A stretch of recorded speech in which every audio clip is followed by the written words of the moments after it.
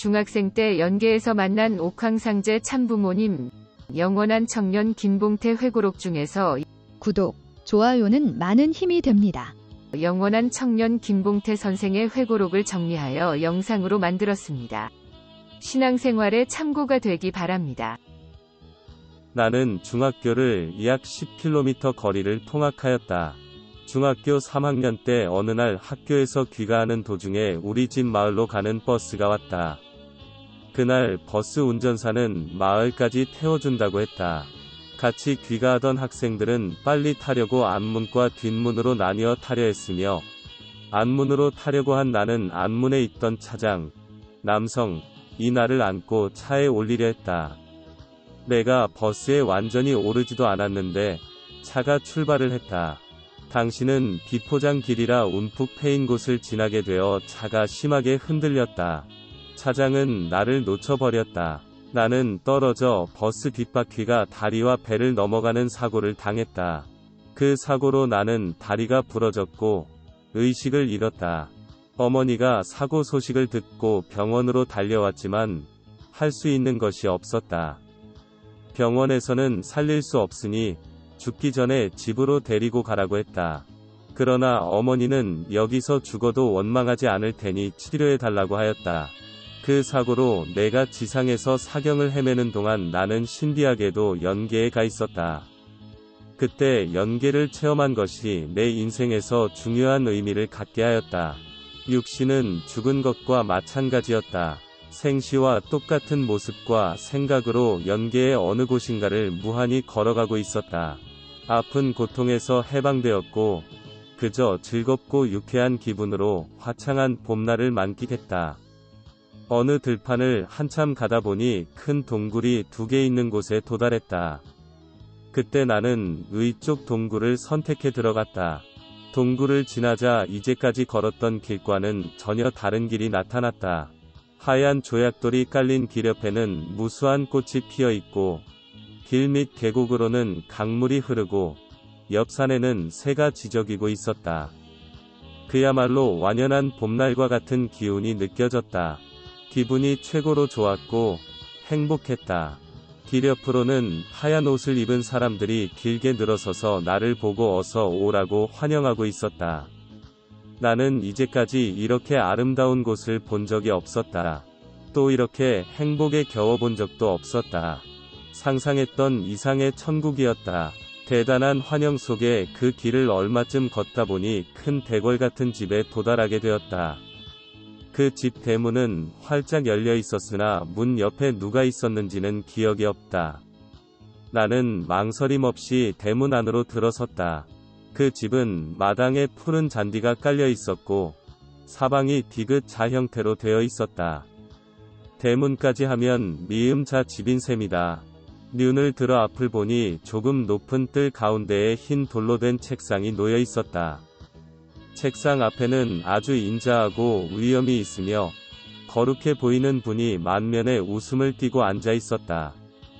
저분이 옥황상제구나 하는 생각이 들었다.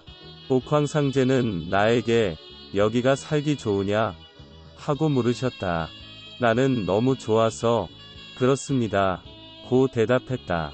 그러자 그분은 여기에서 영원히 살게 해줄 테니 너의 어머니와 형님을 모시고 와서 같이 살면 어떻겠느냐? 라고 물었다.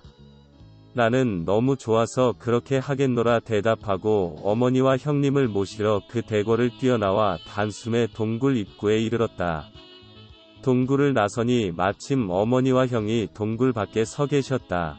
나는 너무 반가워서 어머니와 형의 손을 붙들고 동굴 안은 천국인이 들어가 살자 고 졸랐다. 아무리 사정해도 두 분은 내 말을 듣지 않았다. 이렇게 실랑이를 하고 있는데 어디서 닭 우는 소리가 들려왔다. 나는 어머니에게 닭이 울면 저 동굴 문이 닫힌다 며 다시 한번 몸부림치며 들어가자고 애원했다. 그래도 어머니와 형님은 요지부동이었다. 이런 가운데 점점 의식이 회복되어 나는 다시 지상에 내려오게 되었고 결국 살아났다. 나중에 안 일이지만 숨을 거뒀던 내가 새벽녘이 되자 미동하면서 갑자기 어머니와 형님의 손을 붙들고 어디를 가자고 소리를 지르더라는 것이다. 그 시간 나는 영적으로 동굴 밖에 서 계시는 형님과 어머니의 손을 잡고 함께 가자고 졸라대고 있었던 것이다. 영인체와 연계의 존재에 대해 알지 못한다면 도무지 설명할 수 없는 신기한 체험이었다. 나는 이렇게 15세 어린 나이에 연계를 체험했다. 그런데 옥황상제는 왜 죽은 나를 살렸을까? 나는 그때부터 인생에 대해 깊이 생각하지 않을 수 없었다. 이미 죽은 몸이었는데 덤으로 세상을 산다는 것은 분명히 하늘의 뜻이 있을 것이라고 생각했습니다.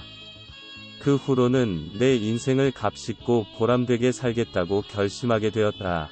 생사를 오가는 우여곡절을 겪고 난 나는 6개월 이란 장기간의 투병 생활을 거쳐 회복되었다. 병원에 입원한 후부터 약 3년 사이에 증조할머니, 할아버지, 할머니, 어머니, 아버지가 돌아가셨다. 형이 가장이 되었고 집안은 어려웠다. 그렇지만 나는 공부를 하여 사람들을 돕고 민족 앞에 큰 일을 해야겠다는 생각을 했다. 1959년 다시 중학교 1학년에 복학했다. 이 교통사고로 군복무도 면제되었다. 가정교사를 하며 고등학교를 졸업했고 대학교 진학을 하고 싶었다. 사람들을 돕고 민족 앞에 큰 일을 하기 위해서는 반드시 대학교에 들어가야 되겠다고 생각했다. 고등학교 선생님은 건국대학교 축산학과에 입학을 권했다. 축산학과는 내 적성에 맞지 않고 소질도 없었지만 고등학교 선생님이 돈 없이 다닐 수 있는 학교라고 하여 열심히 공부에 입학했다. 대학교 4학년 때 1968년 동급생이 통일교회를 다닌다는 것을 알게 되었는데 그 동급생은 12월 20일경 통일교회 수련회에 참가를 권유했다. 호기심이 생겨서 그 수련회에 참가하겠다고 약속했다. 그리고 나서 12월 10일경에 고향으로 내려갔는데 왠지 빨리 상경하고 싶어서 13일 서울로 올라왔다. 그런데 친구로부터 전원이 있었다.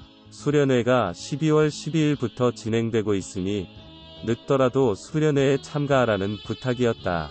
수련회에 참가하여 수련을 받았다.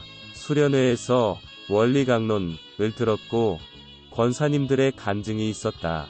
그 강의를 듣고 문선명 선생님이 재림주라는 것을 확신했다. 그리고 그에 대해서는 한 가닥의 의심도 없이 모두 받아들였다. 원리 수련회는 1968년 12월 18일에 끝났다.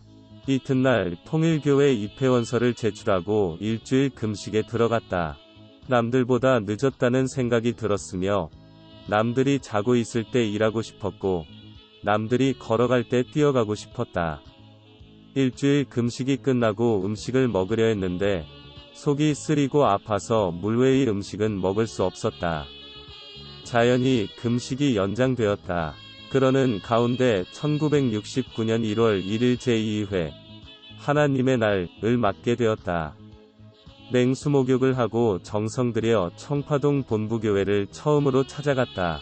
아침 일찍 많은 식구의 틈에 끼어 문선명 선생님께서 나오시기만 기다렸다. 선생님은 2층에서 내려오시자마자 기도하셨다. 나는 선생님을 제대로 쳐다보지 못했다. 통곡의 기도가 끝난 다음 참아버님의 용안을 우러러 보았다. 그런데 어찌된 일인가? 나는 소리를 지를 뻔했다. 15세 때 의식을 잃고 연계에 갔을 때 배웠던 옥황상제가 단상에 서 계셨다. 몇 번을 다시 보았지만 나를 살려주신 인자한 모습에 영락없는 옥황상제, 그분이었다. 너무 놀라 선생님의 말씀이 귀에 들어오지 않았다.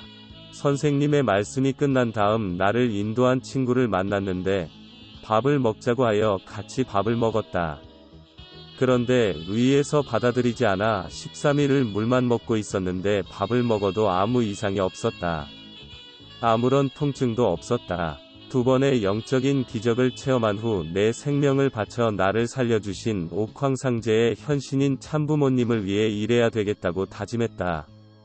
10년 전에 나를 살려주신 옥황상제, 그분을 이 땅에서 다시 만나게 될 줄은 꿈엔들 생각할 수 있겠는가? 그 후 첫 공직 활동을 대학생 지도로 시작하여 마지막 공직도 선문대학교에서 많은 대학생과 함께했다.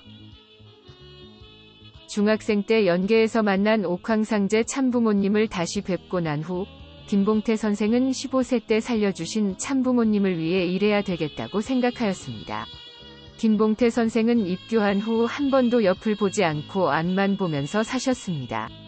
세계적인 활동으로 사람들을 돕고 민족 앞에 큰 일을 하셨습니다.